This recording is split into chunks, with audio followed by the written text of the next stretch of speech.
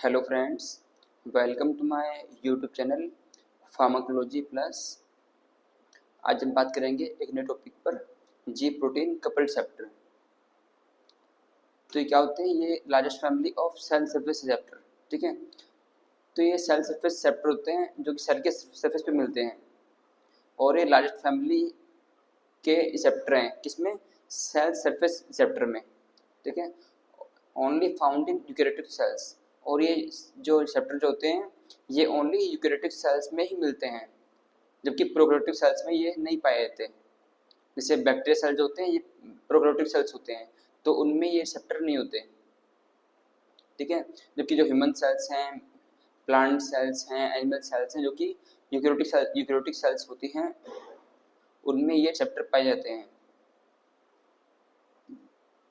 Second इसमें है next, also called serpentine receptor. इनको हम सर्पेंटाइन रिसेप्टर बोलते हैं। क्यों बोलते हैं? क्योंकि ये सर्पेंटाइन फॉर्म में होते हैं, ये मेम्ब्रेन में दसे हुए। ठीक है, और ये 7 ट्रांसमेम्ब्रेन रिसेप्टर भी हम इसको बोलते हैं, क्योंकि 7 टाइम ये फोल्डेड होते हैं मेम्ब्रेन के अंदर, और उनको हम 7TM रिसेप्टर बोलते हैं शॉर्ट में। These are cell surface receptors that transmit signals from extracellular molecules to the inside of the cell through G proteins। और ये रिसेप्टर क्या करते हैं? ये जो बाहर जो इन पे लिगेंड्स जुड़ते हैं, लाइक हॉर्मोन्स, न्यूरोट्रांसमीटर, ठीक है, जब ये जुड़ेंगे तो ये क्या करेंगे? ये सिग्नल्स को मतलब ये रिसेप्टर के थ्रू सेल के अंदर तक पहुँचाएंगे, सिग्नल्स को सेल के अंदर की तरफ। ठीक है, इसलिए इनको बोलते हैं GPCR, G protein couple receptor. Through G proteins, अब जी प्रोटीन के थ्रू ये सेल के अंदर सिग्नल्स को पहुंचाते हैं। ठीक है, जैसे इसमें ये सेल है, सेल के अंदर ये जैसे होते हैं। ठीक है, जैसे लिगेंड्स जुड़ेंगे इस पे, और ये जुड़ते ही सिग्नल्स को आगे इस फोल्डिंग के थ्रू ये सिग्नल्स को सेल के अंदर पहुंचाएंगे विया जी प्रोटीन। ठीक है, फिर इसकी स्ट्रक्चर क्या है इसकी? ये single polypeptide chain that passes through the cell membrane 7 times. ठीक है, तो ये जो ये मेम्ब्रेन जो इसकी फोल्डिंग है इसकी जी प्रोटीन GPCR की, तो ये पॉलीपेप्टाइड चेन की भी नहीं होती है। ठीक है ना, जो कि सिंगल चेन होती है ये, और पॉलीपेप्टाइड की बनी होती है ये। ठीक है, और सेल मेम्ब्रेन में ये धसी रहती है, एम्बेडेड रहती हैं। तो इसके 3 पार्ट्स हैं इसके। पहला है इसमें एक्स्ट्रा सेलुलर डोमेन, जो उसका आउटर पार्ट जो है, जो उसकी स्टार्टिंग जो होती है जहाँ से, मतलब फर्स्ट फोल्डिंग से। ठीक है ना, तो इसकी स्टार्टिंग में क्या है? अमाइनो ग्रुप इस पे जुड़ा रहता है, इस पे, जो कि सेल के आउटर साइड में होता है, सेल मेम्ब्रेन के आउटर साइड में, एक्स्ट्रा सेलुलर स्पेस के अंदर। ठीक है, जिसपे लिगेंड्स बाइंड करते हैं। फिर इसका सेकेंड पार्ट, इसका मेन पार्ट है जी प्रोटीन, मीडिएट सिग्नल ट्रांसफर। ठीक है, अब जी प्रोटीन जो है इसके थ्रू सिग्नल ट्रांसफर होगा, क्योंकि यही मेन है इसमें। जब ये जी प्रोटीन एक्टिव होता है तो ये फैक्टर को एक्टिव करते हैं आगे। ठीक है, इसे हम बोलते हैं GTP binding protein, guanosine triphosphate binding proteins. इस पे GTP जुड़ते हैं, इस पे GTP के मॉलिक्यूल जुड़ेंगे और ये एक्टिव हो जाते हैं। ठीक है, थर्ड पार्ट है इसका इफेक्टर एंजाइम और आयन चैनल्स। तो इसमें इफेक्टर एंजाइम कौन से हैं? जो जिसको ये जी प्रोटीन जिसको एक्टिव करेंगे उसको हम बोलते हैं इफेक्टर एंजाइम और आयन चैनल्स। ठीक है, जो कि सेकंड मैसेंजर को प्रोड्यूस करेंगे, like CAMP, cyclic adenosine monophosphate, IP3 etcetera. ठीक है, फिर हम बात करते हैं स्ट्रक्चर ऑफ जी प्रोटीन की। अब जी प्रोटीन जो है ट्राइमेरिक फॉर्म में होते हैं ये, मतलब 3 सब यूनिट्स मिलके बनते हैं ये, अल्फा, बीटा एंड गामा, इसलिए इसको हम बोलते हैं ट्राइमेरिक।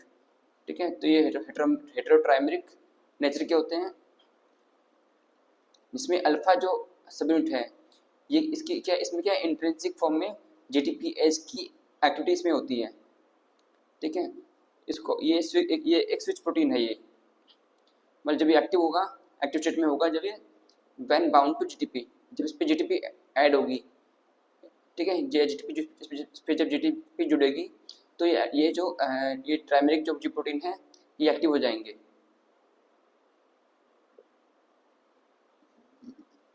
फिर इसमें नेक्स्ट है इसमें inactive state when bound to GTP, और जैसे जैसे इसको जीटीपी रिप्लेस करेगी तो ये जीटीपी जी प्रोटीन जो है ये इनएक्टिव हो जाते हैं। हैज इंट्रिंसिक जीटीपीएच एक्टिविटी, ठीक है। और इसमें जो अल्फा जो है इसमें इंट्रिंसिक जीटीपीएच एक्टिविटी होती है, मतलब ये जीटीपी को जीटीपी में कन्वर्ट कर देते हैं after during inactivation. Inactivate G alpha GTP by catalysing GTP hydrolysis, मतलब जो जीटीपीएच एंजाइम है ये जीटीपी को हाइड्रोलाइज करेंगे एंड जीटीपी में कन्वर्ट कर देंगे, जीटीपी प्लस पीआई में। फिर इसमें नेक्स्ट है certain proteins like alpha subunit specific GTPase activating proteins accelerates GTP hydrolysis. These are the regulator of G protein signaling, ठीक है। तो इसमें जो अल्फा जो सबयूनिट है ये तो ये जीटीपी के हाइड्रोलाइसिस को एक्सेलरेट करती है, ये मतलब उसकी स्पीड को बढ़ाती है, जीटीपी से जीटीपी के बनने को की स्पीड को बढ़ाएगी ये, ठीक है। मतलब इसका रेगुलेटर है जी प्रोटीन का, ये जी प्रोटीन सिग्नलिंग का ये एक रेगुलेटर है ये अल्फा यूनिट, अल्फा जो सब यूनिट इसमें है, ठीक है। फिर आगे इसमें नेक्स्ट है टाइप्स ऑफ जी प्रोटीन। अब जी प्रोटीन जो होती है 3 टाइप की होती हैं बेस्ड ऑन अल्फा सब यूनिट्स, ठीक है। तो अल्फा सब यूनिट की बेस पे ये जी प्रोटीन जो है 3 टाइप की होती है, कौन सी? Gs, Gi and Gq. अब जीएस जो होती है इसमें एस मतलब स्टिमुलेटरी, ठीक है।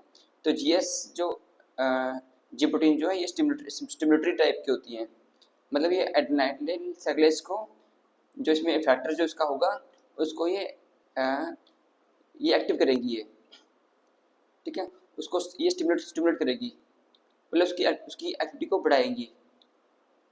तो जीएस का जो फैक्टर एंजाइम है या आयन चैनल है वो है एड्रेनालिन साइक्लेज, ठीक है। अब एड्रेनालिन साइक्लेज जब एक्टिव होगा तो क्या करेगा, ये क्या करेगा, ये सीएमपी के प्रोडक्शन को बढ़ाएगा। अब सीएमपी क्या है इसमें, ये सेकेंड मैसेंजर है। अब सेकेंड मैसेंजर काम होता है मतलब सेल के रिस्पॉन्स को प्रोड्यूस करना विया प्रोड्यूसिंग प्रोटीन्स, ठीक है। तो उसके जीएस के एग्जांपल क्या है, बीटा एड्रेनर्जिक रिसेप्टर्स। फिर सेकेंड इसमें जीआई। अब जीआई क्या है, जीआई ये इनहिबिटरी टाइप के ये जी प्रोटीन्स होते हैं, ठीक है। तो ये क्या करते हैं, ये इसका उल्टा करेंगे, मतलब एड्रेनालिन साइक्लेज जो इफेक्टर जो है उसको ब्लॉक कर देंगे या उसकी एक्टिविटी को कम कर देंगे। उससे क्या होगा, उससे सीएएमपी का प्रोडक्शन कम हो जाएगा या बंद हो जाएगा, ठीक है।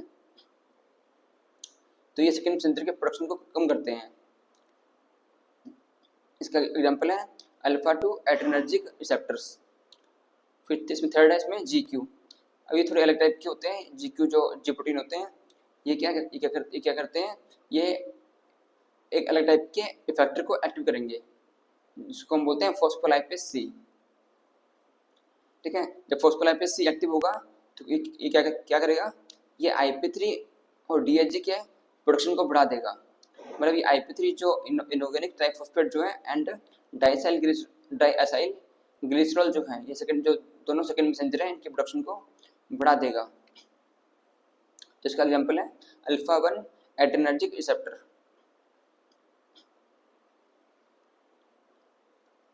अब जीपीसीआर के एग्जांपल क्या हैं, जी प्रोटीन के रिसेप्टर के एग्जांपल हैं adrenergic receptors, alpha and beta, dopamine receptors, serotonin receptors, 5-HT, histamine receptors, muscarinic acetylcholine receptors and opioid receptors, ठीक है। मतलब इन रिसेप्टर के थ्रू जितनी ड्रग्स काम करेंगी वो जीपीसीआर के थ्रू ही वर्क करती हैं।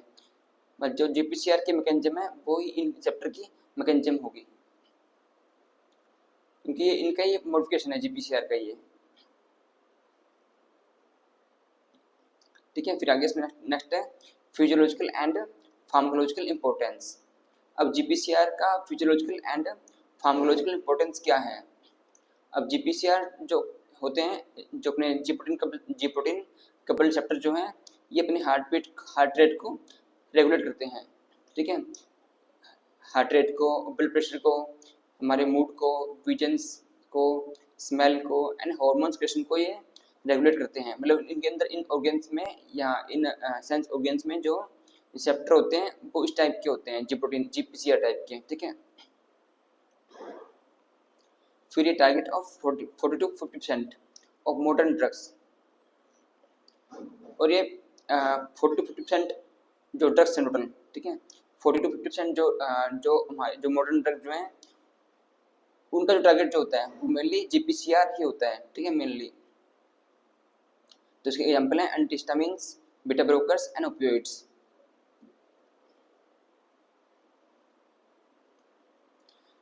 फिर इनका मैकेनिज्म क्या है, इनका mechanism of signal transduction. GPCR काम किस करते हैं। ठीक है, जीपीसीआर क्या करते हैं, लिगेंड कोजिंग डाउनस्ट्रीम सिग्नलिंग। तो जीपीसीआर के थ्रू क्या है, जो लिगेंड जो सिग्नल प्रोड्यूस करेंगे वो क्या डाउनस्ट्रीम सिग्नलिंग प्रोड्यूस करते हैं, मतलब सिग्नल को नीचे की तरफ ले जाते हैं सेल सरफेस से सेल के न्यूक्लियस की ओर। तो स्टेप बाय स्टेप प्रोसेस क्या है इसकी। इसमें फर्स्ट है इसमें लिगेंड बाइंडिंग टू जीपीसीआर। तो लिगेंड जो होते हैं, जो हार्मोन्स हैं, ठीक है, कोई ड्रग्स हैं, वो क्या है इन रिसेप्टर पे जुड़ेगी, बाइंड होंगी। ठीक है, सेकेंड स्टेप में इसका रिसेप्टर अंडरगोज कन्फॉर्मेशनल चेंज। और रिसेप्टर, इसमें जो रिसेप्टर होंगे वो उसमें उसकी जो शेप है, उसकी जो इंटरनल जो स्ट्रक्चर है उसमें थोड़ा चेंजिंग होगी, उसमें उसकी उसमें जो कन्फॉर्मेशनल चेंज होगा उसमें। ठीक है, और जो रिसेप्टर है एक्टिव हो जाएगा ये। ठीक है, फिर थर्ड स्टेप है इसका एक्टिवेटेड रिसेप्टर बाइंड्स जी प्रोटीन। ठीक है, अब इस रिसेप्टर पे क्या है, जी प्रोटीन्स ये जुड़े होते हैं इस पे। ठीक है, GDP on alpha subunit replaced by GDP. अब जीडीपी जो जी प्रोटीन पे जो जीडीपी जुड़ा हुआ है, ये जीडीपी से रिप्लेस हो जाता है। ठीक है, जैसे ये जीपीसीआर एक्टिव होगा। फिर इसमें नेक्स्ट स्टेप है इसका alpha GDP and beta gamma complex dissociate. ठीक है, फिर जैसे ये जी प्रोटीन एक्टिव होंगे तो क्या होगा, जो अल्फा पे जो जीडीपी जुड़ा हुआ है, ठीक है, एंड बीटा गामा कॉम्प्लेक्स जो है ये दोनों डिसोसिएट हो जाते हैं। मतलब अल्फा तो इस पे जी प्रोटीन पे अल्फा तो उस पर जुड़ा रहेगा, ठीक है, जहाँ पे है, और बीटा गामा जो है ये दूर चले जाएंगे मेम्ब्रेन के ऊपर। ठीक है, इनएक्टिवेट इफेक्टर एंजाइम्स। ठीक है, तो अल्फा जो प्रोटीन्स हैं, ठीक है, ये क्या करेंगे, ये इफेक्टर एंजाइम को एक्टिवेट कर देंगे। यदि ये एडेनाइलिन सेल्यूलोज को एक्टिव करते हैं तो सीएमपी का प्रोडक्शन होगा। सीएमपी जो सेकंड मैसेंजर है इनका प्रोडक्शन होगा, एडेनोसिन मोनोफॉस्फेट। ठीक है, सेकंड इसमें है फॉस्फोलाइपेज सी। यदि ये फॉस्फोलाइपेज सी इफेक्टर को एक्टिव करते हैं तो इससे IP3 एंड DAG जो सेकंड मैसेंजर है इनका प्रोडक्शन बढ़ जाता है। ठीक है, जो कि आगे अदर प्रोटीन्स को एक्टिव करते हैं। ठीक है, फिर इसमें नेक्स्ट है second messenger CMP IP3 and DAG trigger cellular response. ठीक है, अब सेकंड मैसेंजर क्या करते हैं, ये सेलुलर रिस्पॉन्स को ट्रिगर करते हैं। ठीक है, मतलब जो सिग्नल्स, जो हार्मोन्स के सिग्नल जो आए हैं उसके अकॉर्डिंग वो प्रोटीन्स को प्रोड्यूस करेंगे और सेल के रिस्पॉन्स को प्रोड्यूस करेंगे। फिर इसमें नेक्स्ट स्टेप है इसका GTP हाइड्रोलाइज टू GTP। ठीक है, जैसे रिस्पॉन्स हो जाएगा उसके बाद क्या है, GTP जो है GTP में कन्वर्ट हो जाता है विया हाइड्रोलाइसिस के थ्रू। GTP जो है GTP में कन्वर्ट हो जाता है, जी protein becomes inactive and G protein जो है वो इनएक्टिव फॉर्म में आ जाएगा, और ये जो अल्फा और बीटा गामा जो सबयूनिट है ये वापस रीएसोसिएट हो जाएगी, ये आपस में वापस जुड़ जाएंगे। ठीक है। अब इसमें डिफरेंस दिखाया गया है, जो हमने डायग्राम में जो शो किए हैं इसमें डिफरेंस दिखाया है before activation of G proteins and after activation of G proteins, G protein coupled receptors, ठीक है। तो इनएक्टिव फॉर्म में क्या है, जी प्रोटीन्स, जीडीपी और जीडीपी एंड जी प्रोटीन ये जुड़े रहेंगे आपस में, ठीक है, अल्फा बीटा गामा, और जीडीपी फ्री फॉर्म में रहता है इसमें, ठीक है। जबकि जब एक्टिव होते हैं ये रिसेप्टर तो क्या होगा, तो उस पर लिगेंड्स बाउंड होगा और ये सिग्नल्स को सेंड करेंगे विया पोलपेप्टाइड चेन के थ्रू, ठीक है, टू जी प्रोटीन, ठीक है। जैसे इस पे सिग्नल पहुंचते हैं इस पे जी प्रोटीन पे, तो जो जीडीपी को ये रिप्लेस कर देता है किसी जीडीपी से, और अल्फा इस पे जुड़े रहेंगे और बीटा गामा इससे अलग हो जाएंगे, ठीक है। अब ये जी प्रोटीन जो 3 टाइप के होते हैं, जीक्यू, जीएस एंड जीआई। अब जीक्यू जो होते हैं ये फॉस्फोलाइपेज सी टाइप के इफेक्टर को एक्टिव करते हैं, ठीक है। जबकि जीएस जो होते हैं स्टिमुलेटरी टाइप के होते हैं, ये एडेनाइलेट साइक्लेज इफेक्टर्स को एक्टिव करते हैं, ठीक है। जबकि जीआई जो होते हैं ये इनहिबिटरी होते हैं, तो ये एडेनाइलेट साइक्लेज टाइप के जो इफेक्टर हैं उनको ये इनहिबिट करेंगे, ठीक है। मतलब फॉस्फोलाइपेज जब एक्टिव होगा तो क्या करेगा, इस कैल्शियम आयन के प्रोडक्शन को बढ़ाएगा ये, ठीक है। कैल्शियम आयन को ये रिलीज कराएंगे आगे सेल के अंदर विया एंडोप्लाज्मिक रेटिकुलम, ठीक है। जबकि जीएस जो है ये एडेनाइलेट साइक्लेज को एक्टिव करेंगे और सीएमपी के प्रोडक्शन को बढ़ाएंगे, जबकि जीआई जो इनहिबिटरी होते हैं तो ये सीएमपी के प्रोडक्शन को कम करेंगे, ठीक है। अब जीपीसीआर जो है, GPCR work through two main downstream signalling pathway, ठीक है। अब जीपीसीआर क्या है, तो दो डाउनस्ट्रीम सिग्नलिंग पाथवे से वर्क करता है मेनली। अब ये जो दो डाउनस्ट्रीम सिग्नलिंग पाथवे जो है कौन से हैं, CMP pathway and IP3 DAG pathway, ठीक है। तो पहले इसमें CMP pathway mediated by Gs और Gi proteins regulates protein kinase A, ठीक है ना। तो जीएस और जीआई के थ्रू प्रोटीन के थ्रू वर्क करता है और प्रोटीन काइनेज ए को ये रेगुलेट करते हैं सीएमपी पाथवे में, ठीक है। फिर इसमें नेक्स्ट इसमें IP3 DAG पाथवे, तो ये जो पाथवे है ये मीडिएट होगा किससे, जीक्यू प्रोटीन से, और ये फॉस्फोलाइपेज सी को एक्टिव करेंगे leading to calcium ion release and PKC activation, ठीक है।